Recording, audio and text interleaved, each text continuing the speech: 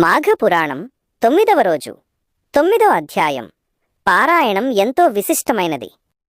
ఈ అధ్యాయం ప్రధానంగా మాఘస్నాన ఫలం మరియు దైవచింతన వల్ల కలిగే పుణ్యాన్ని వివరిస్తుంది. 9వ రోజు అధ్యాయంలోని ముఖ్య అంశాలు ఇక్కడ ఉన్నాయి.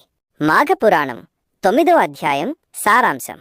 ఈ అధ్యాయంలో వశిష్ఠ మహర్షి దిలీప మహారాజుకు లోపాముద్ర చరిత్రను మరియు ఆమె పతిభక్తిని వివరిస్తారు. లోపాముద్ర వృత్తాంతం. అగస్త్య మహాముని భార్య అయిన లోపాముద్ర అత్యంత పతివ్రత. ఆమె తన భర్త పట్ల చూపిన భక్తి, శ్రద్ధల వల్ల పొందిన ఆధ్యాత్మిక శక్తి గురించి ఈ అధ్యాయంలో ప్రస్తావించబడింది. మాఘస్నాన ప్రాశస్త్యం. మాఘమాసంలో తెల్లవారుజామునే నదీస్నానం చేయడం వల్ల ఎన్ని జన్మల పాపాలైనా తొలగిపోతాయని వివరించబడింది. ముఖ్యంగా గంగా, యమున, సరస్వతి నదుల సంగమ క్షేత్రమైన ప్రయాగలో స్నానం చేయడం వల్ల కలిగే అనంతమైన పుణ్యం గురించి వర్ణన ఉంటుంది. దానగుణం. చలికాలంలో పేదలకు, బ్రాహ్మణులకు వస్త్రాలు, దుప్పట్లు మరియు నువ్వులను దానం చేయడం వల్ల అశ్వమేధ యాగం చేసినంత ఫలం లభిస్తుందని పురాణం చెబుతోంది.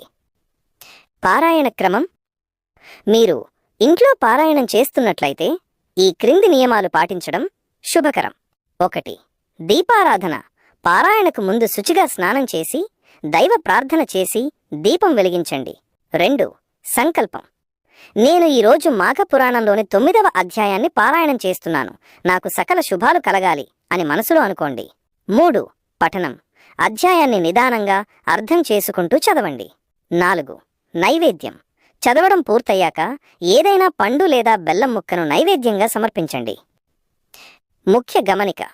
మాఘమాసంలో కేవలం చదవడమే కాకుండా వీలైనంత వరకు ఇతరులకు సహాయం చేయడం మరియు అబద్ధాలు చెప్పకుండా ఉండటం వంటి నియమాలు పాటిస్తే పుణ్యఫలం రెట్టింపవుతుంది.